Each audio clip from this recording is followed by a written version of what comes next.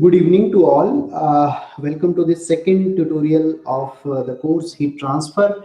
By the time I think you have gone through the heat conduction equation for cylindrical and spherical coordinate system. At the same point of time, I think content related to fin heat transfer through fins is also discussed in the lecture. So let me take up three numerical problems today. So first one is related to cylindrical coordinate system, second is for spherical, and third one is related to fin. Okay, and all the problem for today we have taken are of practical importance. So all are having actually practical relevance, and these are the generic problem based on which you can solve many of other similar problems as well. Okay, so this is the problem number one. I hope it is visible to you all. So the statement says a high temperature gas cooled nuclear reactor consists of a composite cylindrical wall for which a thorium fuel element having thermal conductivity equal to 57 watt per meter Kelvin is enclosed in graphite having conductivity equal to 3 watt per meter Kelvin, and gaseous helium flows through an annular coolant channel. Okay, so if you see the typical geometry of the problem is also given over here. So this over here we are having nothing but a thorium. So this is a fuel rod which acts as fuel for nuclear reactor. So we will be having generation of heat in this portion, and that heat then through this graphite layer will be conducted, and outside the graphite layer we are having this annular space. Through this annular space we are having helium gas flowing through it. Okay, so helium is a fluid, so that's why through the outer surface of graphite there will be convective heat transfer in between the graphite and the helium gas. So we are having this H as a heat transfer coefficient and T infinity as temperature of the helium. We have to consider the conditions for which helium temperature is 600 Kelvin and the convective heat transfer coefficient at the outer surface of graphite is 2000 watt per meter square Kelvin. Okay. Now under these conditions we have to determine that if the thermal energy is uniformly generated in the fuel element at a rate of 10 to power 8 watt per meter cube. So it means we are having uniform heat generation within this fuel rod of thorium. Okay, and the value is 10 to power 8 watt per meter cube. What are the temperatures T1 and T2 at the inner and outer surfaces respectively of the fuel element? So if you see this inner one is our fuel element. So the temperature exactly at the center is actually T1, and at the outer surface of this fuel element temperature is T2. So we have to determine these two temperatures. Let me represent this situation once again over here. So we are having this fuel element at this surface temperature is T1, and at the outer surface of this fuel rod we have say temperature T2. Okay, over this we have another layer of graphite, and outside this graphite layer we have some space, annular space, and through this annular space we are having actually helium gas flowing. Okay, and that is actually taking the heat by the mode of convection from the surface. So in the first part we have to determine T1 and T2, and we know that how much heat generation we are having in thorium. Okay, so that is equal to 10 to power 8 watt per meter cube. Okay, and also we know that outside temperature of helium is 600 Kelvin, and heat transfer coefficient, convective heat transfer coefficient value is given as 2000 watt per meter square Kelvin. Okay, at the same point of time conductivity of graphite and fuel element is given, and radius of all the elements are given. So can you tell me how to proceed for the solution of this problem? Any one of you? Problem statement is clear to all? Anyone who is having confusion in the problem statement? No, sir. Okay. Okay, so if we see over here, basically within this inner core, there is generation of heat, and whatever heat will be generating, that heat has to propagate in radial outward direction only. Okay, so this is the first thing, that whatever heat will be generating within the fuel element, that heat has to be carried by this helium gas. In that case only our reactor core can operate under the steady state conditions. Okay, so because of this, we have to consider that this inner boundary of the fuel element is nothing but an insulated boundary. Okay, so inner boundary is insulated boundary. It means there is no transfer of heat in inward direction, only the heat is propagating in radial outward direction, and this heat is finally taken up by the helium. Now if I have to make for this type of arrangement, if I have to represent corresponding resistance analogy, can you tell me how resistance circuit will be looking like? Say this is my temperature T1 at the center surface. We have transfer of heat in the radial direction, and say this is my temperature T of helium gas on the other side at this point. So through this, when heat is transferring, can you tell me how resistance circuit will be looking like? This inner layer is our thorium fuel rod, and outside is actually graphite coating. So please tell me the resistance circuit, how it will be looking like. How many resistances we will be having? Have you gone through heat conduction equation for cylindrical coordinates? Sir, the resistances would be in series. In series, how many? Sir, equal to the the number of layers. So I have first layer as fuel. So say resistance of thorium fuel. Then second layer as graphite. So say this is my resistance of graphite. Then will there be any other resistance or only two? Sir, are we considering radiation also? No, radiation we are not considering over here. I think there will be only two. If you see, this surface is having temperature T2, and outside this we are having flow of the helium gas. So when helium will be flowing, there will be convective heat transfer in between the temperature of the in between the surface of the graphite and the helium gas, which is flowing through the annular space. So we have to consider one more resistance over here, and that resistance will be nothing but our which resistance? Convective resistance. Is this point clear? Yes, sir. Okay. Now I know that I have volumetric heat generation at the rate of 10 to power 8 watt per meter cube. Can you tell me what will be the total amount of heat generation within the fuel element for its unit length? So if I have to determine the total amount of heat or the rate at which heat is generating within the fuel rod, that will be nothing but Q dot generation multiplied by, this is on per unit volume, we have to multiply with the volume of the rod. Okay, so if I show the diagram over here, you can see that this rod is having inner radius R1 of 8 mm and outer radius R2 of 11 mm. So if I see the cross section area of the rod will become pi into R2 square minus R1 square, and if we are doing all the calculations for unit length, I have to multiply it with 1 only. Okay, so this will be the total amount of heat which will be generating in the fuel rod. Now, as I told that inner boundary is actually insulated, so in that case what will be happening?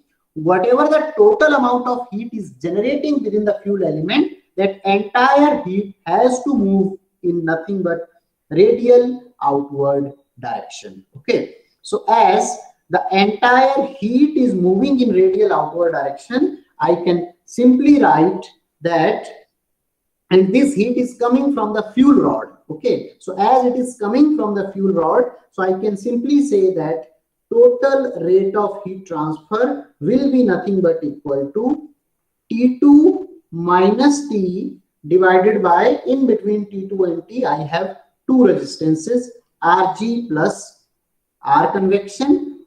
Okay, is this point clear? Can I write like this? Yes, sir. Okay, now one question I want to ask. Can I write in place of this like this, T1 minus T divided by resistance in thorium plus resistance in graphite plus convection resistance? Can I write like this? Tell me. Whatever this second Yes, formula. Yes Yes. or no? Yes. Yes, sir. Yes, sir. The correct answer is no. Now, can you think and tell me why you cannot write like this?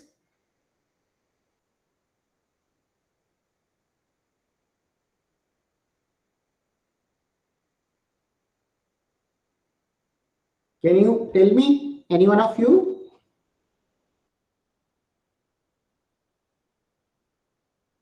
The reason is, whenever we draw this resistance analogy, at that time we consider that within our wall there is no heat generation. Okay, so these resistance values, whatever we are calculating, say, can you tell me what will be the resistance for cylindrical system? Formula for resistance? Ln R2 by R1 divided by 2 pi Lk. Is this correct? Yes, sir. Then for graphite, we will be having Ln R3 by R2 divided by 2 pi Lk. And for convection, we will be having resistance as 1 divided by, please tell me what I will be having formula for convective resistance. 1 divided by H times which area I will be having? 2 pi R3. 2 pi R3.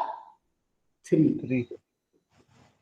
Yes, it will be 2 pi R3 into L. Okay, so this will be my convective resistance. Now, these resistances we calculate when we are considering that there is no heat generation in the medium. Okay, but out of these different composite cylinders, only the inner cylinder is having heat generation, whereas other two walls are not having any heat generation. So therefore, I can write this resistance analogy, this rate of heat transfer for these outer two situations, whereas when I have to consider this inner thing, I have to also include the effect of heat generation within the medium. So that's why I cannot include this resistance of thorium and I cannot write this entire generic equation, because in the first resistance portion we are having generation of heat also. Okay, so this point is clear. This point is clear why I cannot write this formulation. If it is not clear, please say no. If clear, say yes. Otherwise, how I will be doing?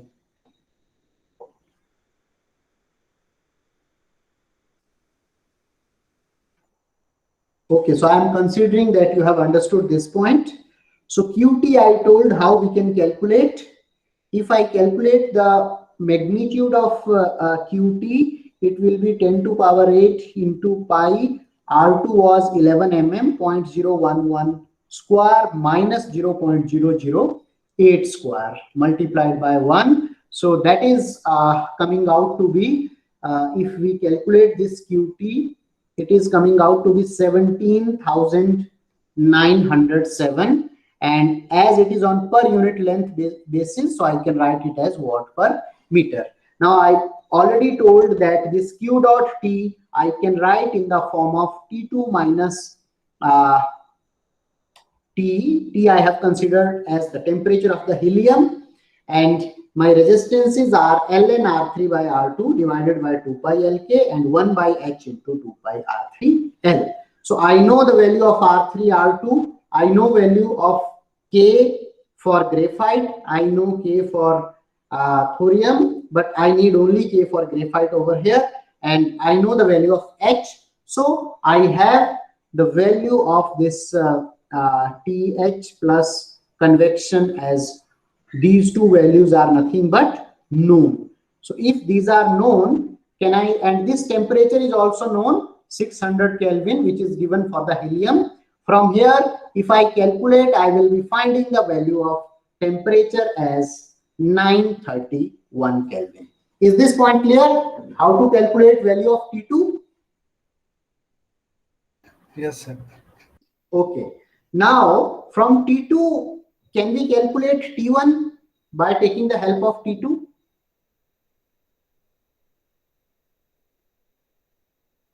If you see, now the situation is, this is our, say, fuel rod. Okay. At the outer surface of the fuel rod, temperature is T2, which is equal to 931 Kelvin, and the inner surface of this fuel rod, as I told you, it is an insulated surface. If it is insulated, what will be the boundary condition at this point? So this is R1 radius and this is R2. Can you tell me boundary condition at R1? At R equal to R1, we will be having insulated boundary. So the meaning of insulated boundary is heat flux will be 0. So if heat flux is 0, it means minus K dt by dr will be equal to 0 at R equal to R1. Is this point clear? How I have written this condition?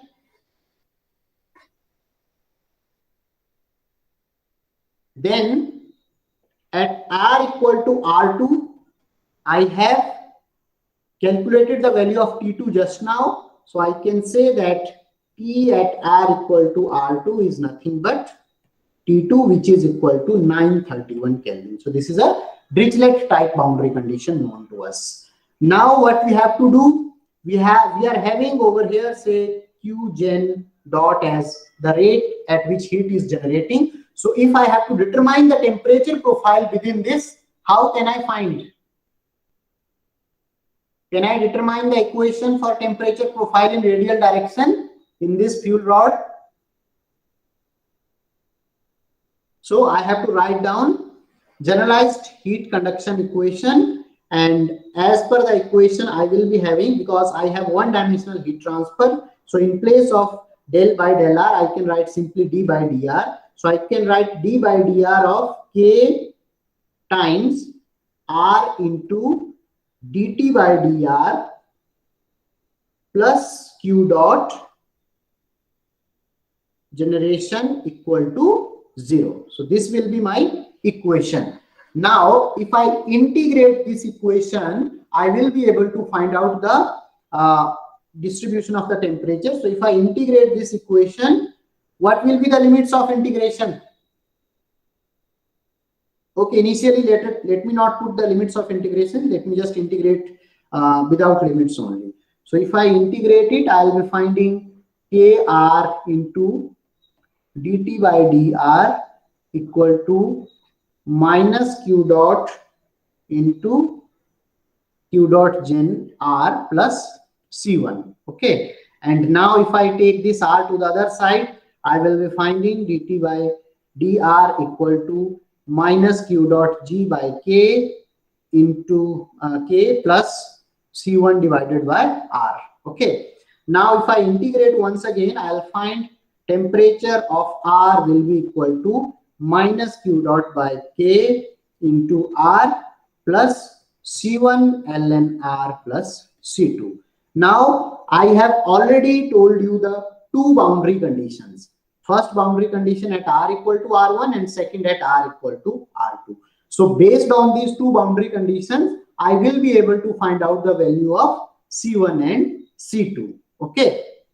Is this point clear? Can you calculate C1 and C2 from here? Yes, sir. Just by putting the boundary conditions. Okay. So C1 and C2 you have to calculate from boundary conditions. Once you calculate C1 and C2 and substitute, you will be finding that T1 equal to, if I substitute all the conditions, I will be finding the generic equation of the temperature. Okay.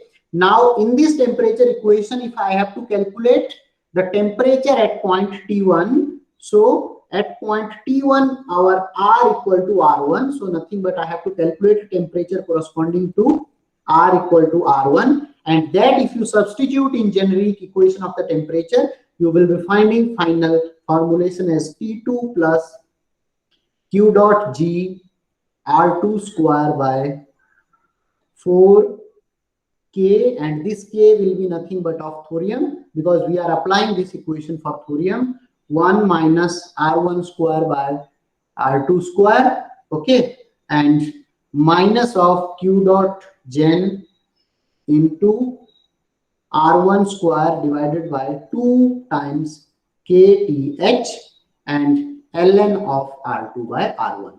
So even you need not to derive this equation, because this equation already I believe you have done the derivation for the same in lecture. Okay, so in lecture, when for cylindrical coordinate system, heat conduction equation is discussed with generation of the heat, at that time this concept has actually already been taught to you, but still I have told you how you can obtain this expression for T1. So is this point clear? Can you all obtain the expression for T1?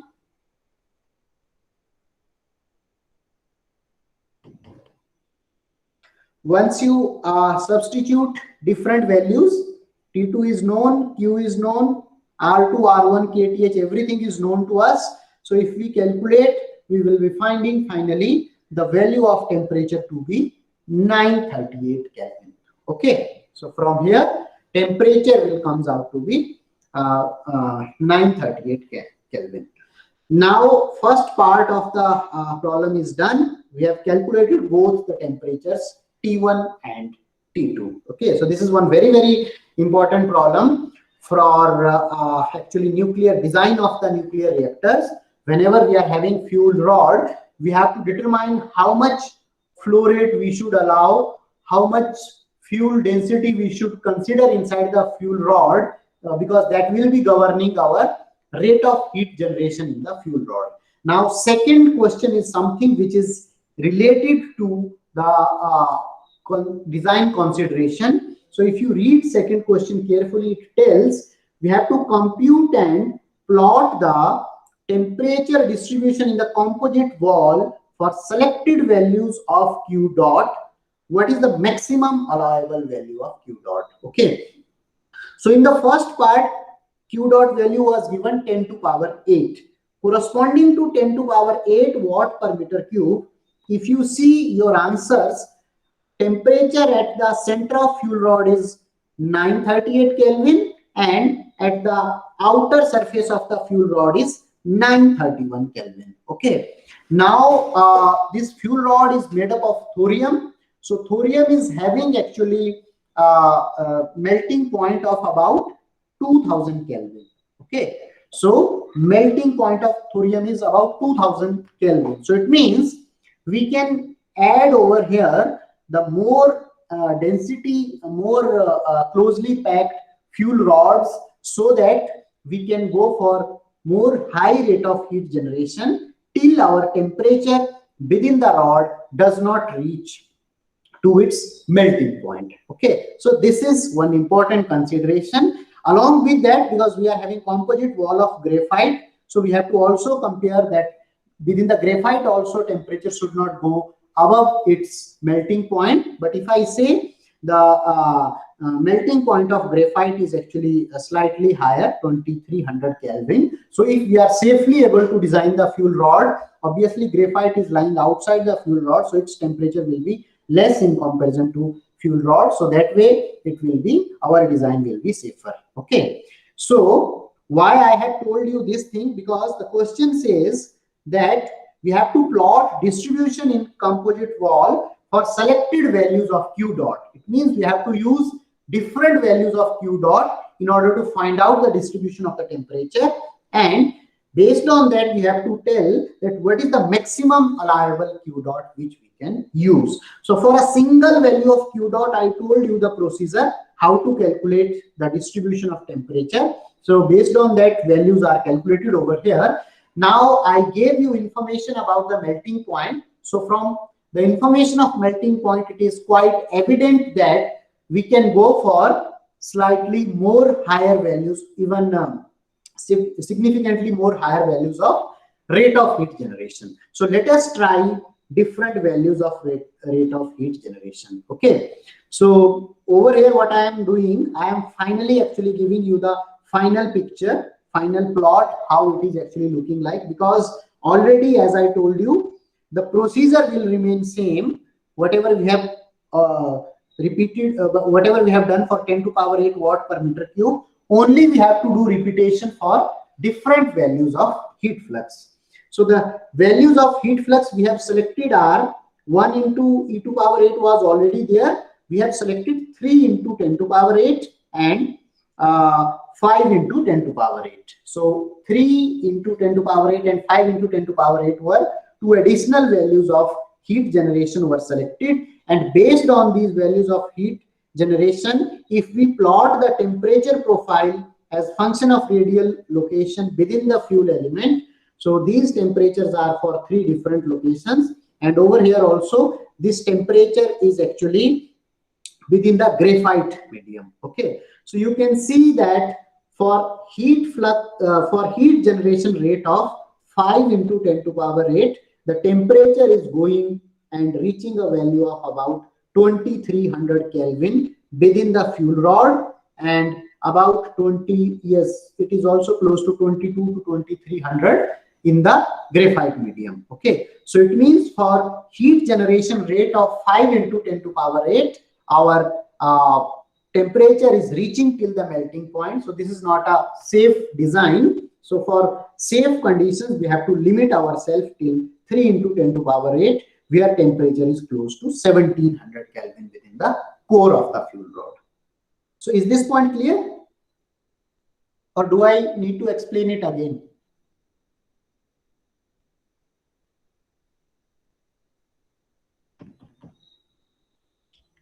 Do I need to explain it again, or whatever I explained, is it clear to all?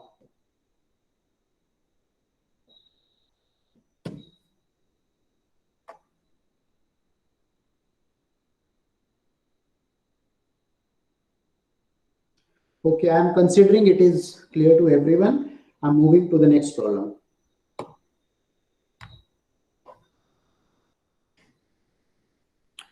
In case of problem number 2, so this particular problem is actually taken from the heat transfer through spheres. This is once again a practical scenario. So here we are talking about storage of fruits, and in particular apple is considered, and shape of the apple is assumed to be spherical. Okay, so this is once again a problem of practical perspective. So let me read the problem statement for you. So we have unique characteristics of biologically active materials such as fruits, vegetables, and other products requires special care in handling. Following harvest and separation from producing plants, glucose is catabolized to produce carbon dioxide, water vapor, and heat with attendant internal energy generation. So it means there is some internal energy generation within the these fruits. Okay, so consider a carton of apples, each of 80 mm diameter. So size of each apple is 80 mm. Okay, and it is ventilated with air at 5 degrees Celsius. So what we are doing, over this carton of apple, we are allowing air to flow. While the air is flowing over this, it is having temperature of 5 degrees Celsius. And velocity of air is kept as 0.5 meter per second. Okay. The corresponding value of the heat transfer coefficient. Heat transfer coefficient means this air, while it will be flowing over the apple, it will be exchanging some heat with the apple. So the heat transfer coefficient in between surface of the apple and the air is 7.5 watt per meter square Kelvin. Within each apple, thermal energy is uniformly generated at a total rate of 4000 joule per kg per day. Okay, so we are having some uniform heat generation within the entire body of the apple, and it is given on per kg per day basis. Okay, the density and thermal conductivity of the apple are 840 kg per meter cube and 0.5 watt per meter Kelvin respectively. We have to determine the apple's center and surface temperatures. Okay, so temperature at the center and surface of the apple we have to determine. So overall assumption over here is, first let me ask, problem statement is clear to all? So in this problem, we have, say, this stack of apples, and through these apples actually air is flowing. So while air is flowing, we are considering that through each of the apple we are having equal distribution of the air, and exchange of the heat is actually uniform. Now if we consider a single surface of apple, outside that we have situation that air is flowing with T infinity equal to 5 degrees Celsius. H, heat transfer coefficient between the surface of the apple and air, is given as 7.5 watt per meter square Kelvin. Apple is considered to be spherical, and diameter of each apple is given as 80 mm. Okay, and we have to determine temperature at the center and temperature at the surface of the apple. And one more condition we have, that within the apple we have uniform heat generation. Okay, so this is nothing but a spherical body with heat generation. I hope that this topic is also dealt in your lecture. I think it is dealt, where we were having heat generation in in spherical coordinate system. Okay, so overall, if I give you the idea what we will be having, we have to nothing but find out one-dimensional radial heat transfer, and that also we have to determine with along with heat generation. So that is the overall problem. Okay, now after seeing the previous problem of cylindrical surface, can you tell me how we can approach for the solution of this problem? Any one of you would like to approach?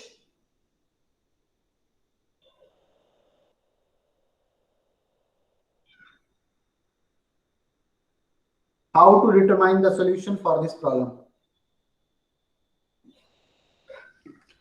So here also, I know Q generation. So Q dot generation is given as 4000 joule per kg per day. Okay.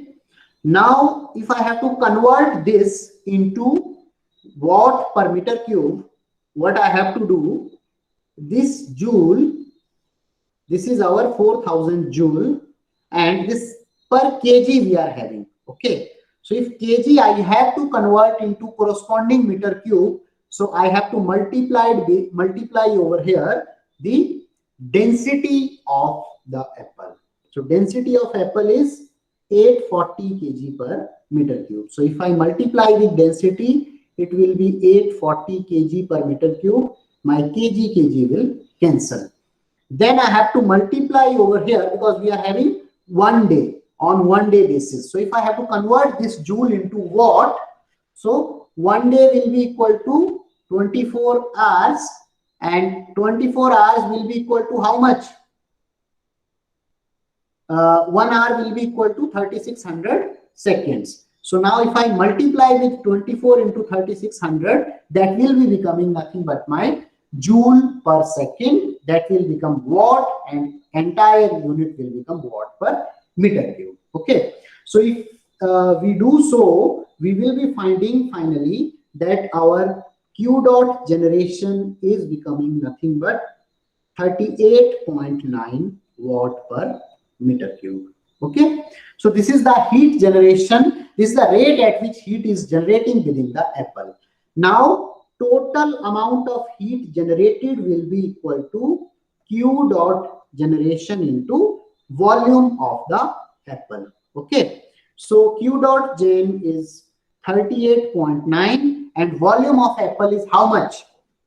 We have been given that apple is considered as a sphere. So volume of sphere is 4 by 3 pi r cube, and diameter of an apple is given 80. So I will be having, in place of 80, I can write 40 into 10 to the power minus 3 in meters, and cube of this one. Okay, so this is the total amount of heat which is being generated within the apple.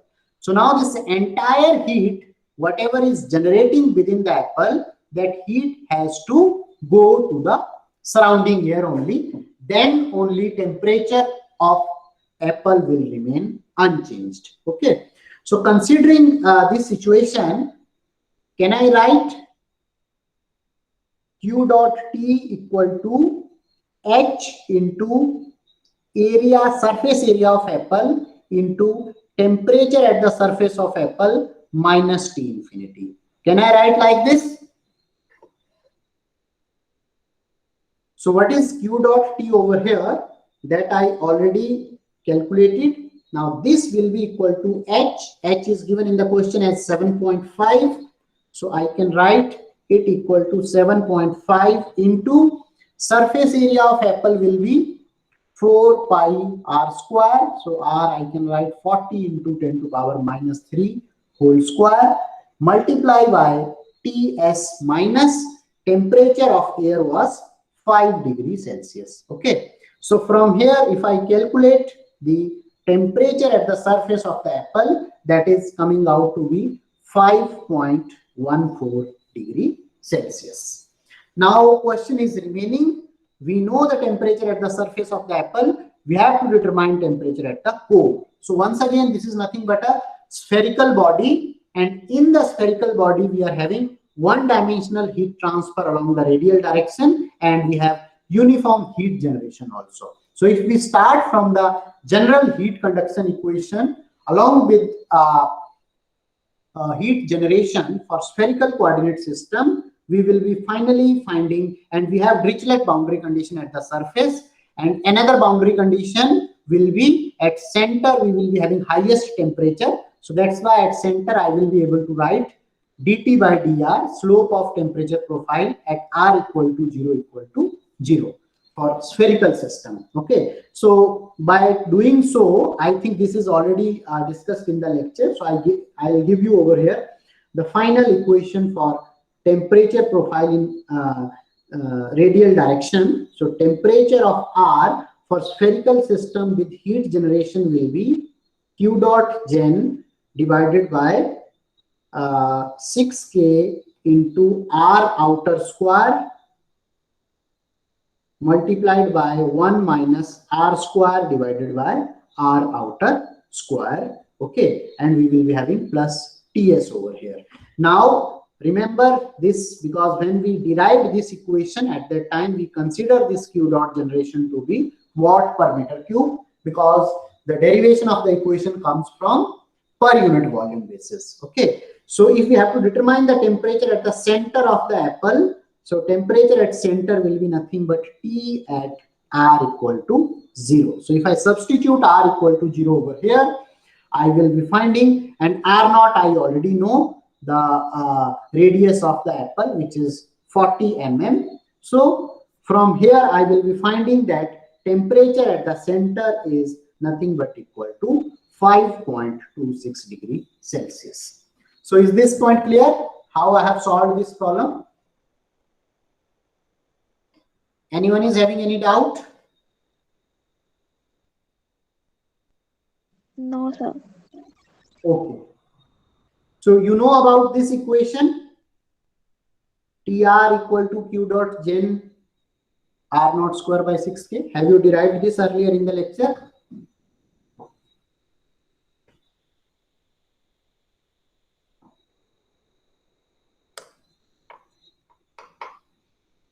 Okay, let me deal with the second part of this question. So second part of this question is, now it is given in the question. Once again, it is from design perspective. So the sole purpose of including second part over here is only to show you the importance of the subject and numerical problems, the way we are solving numerical problems, how these can be useful for design in real life systems. Okay. Basically, such type of problems will be very difficult to do in the time bound exam, but the idea, so if in the exam I give any question from this concept, so you will be finding only the question will be up to part A. Okay. Second part is actually for your extra knowledge and consideration that how these concepts can be employed for practical situation. Okay. So that's why I have not included the detailed background procedure for second part. However, I have included solution along with this. Okay, but let me explain it for your understanding. So we have that for the stacked arrangement of apples within the crate, this carton crate, whatever we are having, the convection coefficient depends on velocity s. So you have already seen in Newton's law of cooling that convective heat transfer coefficient is function of many parameters, and when we will be doing detailed discussion on our convective mode of heat transfer, we will be finding that velocity is one of the important factor on which value of convective heat transfer coefficient is strongly dependent. Okay, so one relation is already given to you that H is nothing but C1V times 0.425, where C1 is equal to some constant 10.1 watt per meter square Kelvin, and we have to substitute value of velocity in meter per second, and some exponent is there 0.425. We have to compute and plot the center temperature as a function of air velocity within the range 0.1 to 1 meter per second. Okay, so say how I will be doing, the procedure will remain exactly the same. Whatever I have discussed for part A, only thing will change is value of convective heat transfer coefficient. So initially it was given as constant for part A. Now for different value of velocity, you have to first determine the value of heat transfer coefficient.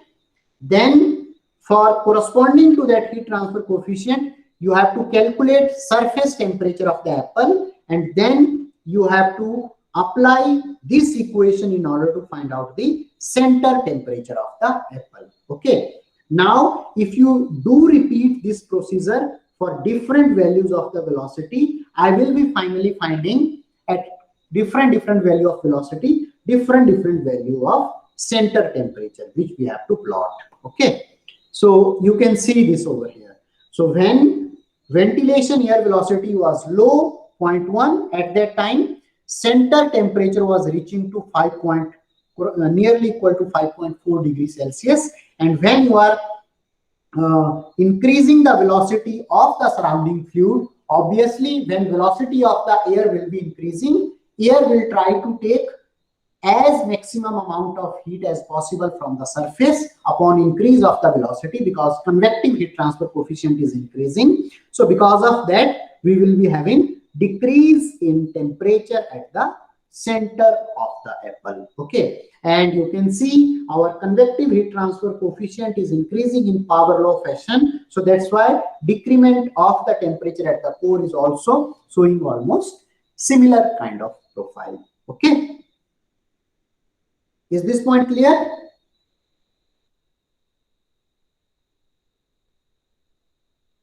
whatever I described over here, is it clear or do I explain it again? So can you show the relation between H and V? Okay. Yeah, this is the relation C1 into V power 0.425.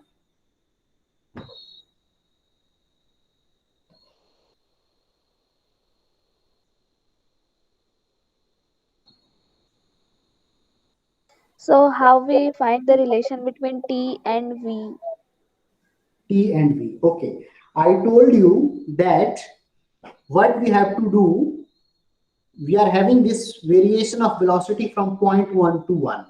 So between this, we have to take multiple points. Say case 1, I consider velocity equal to 0.1 meter per second. Okay. So corresponding to velocity of say v1 equal to 0.1 meter per second, I will be finding some value of h1. Okay. So now whatever the procedure I did for h equal to 7.5, same procedure I have to repeat for h1, and I have to determine some corresponding value of center temperature as Tc1. Okay.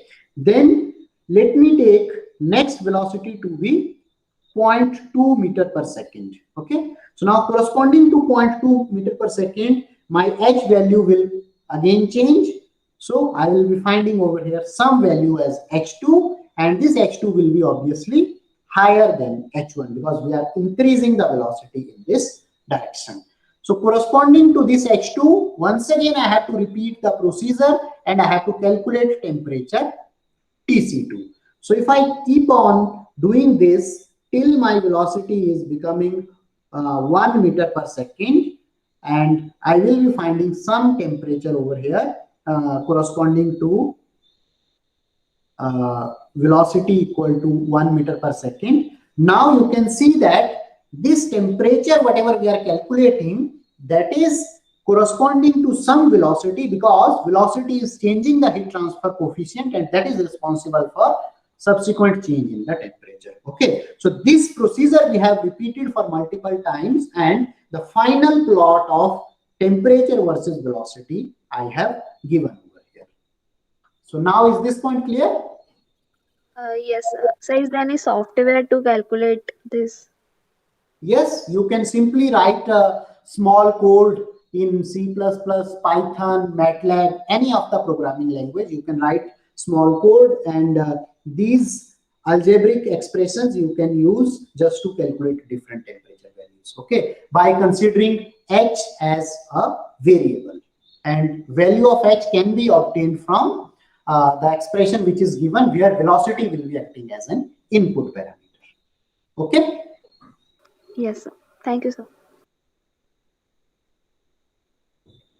Okay, so after this, I have one more problem. Once again, this problem is also a very interesting problem. Actually, it is related to the application of fins for cooling of electronic devices. But I think this problem will take significant time, at least about 20 minutes to 30 minutes, and we have already, I think, completed 1 hour. So I will take up this problem in the next session. Okay, so now I will stop at this point.